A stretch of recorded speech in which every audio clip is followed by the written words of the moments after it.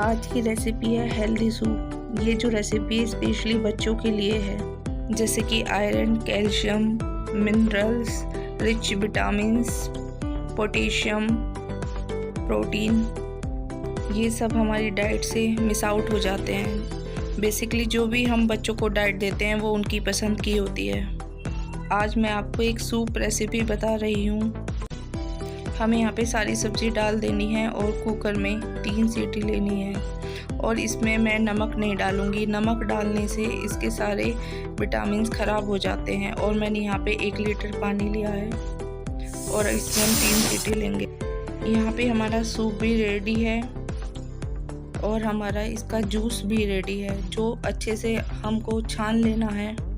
अब हम इसमें बच्चों के लिए जो भी हम खिचड़ी या आटे का डो या फिर आटा गूंथना, इस जूस को डाल दें पानी की जगह। मैंने इस सूप में नमक नहीं डाला है, नमक डालने से इसके विटामिन बी और सी कम हो जाते हैं। जो आपके बच्चे सब्जी नहीं खा रहे हैं, डेफिनेटली आप उन सबको सारी सब्जी दे रहे हैं। अब आपको एक्स्ट्रा सब्जी देने की और मेहनत करने की कोई ज़रूरत नहीं।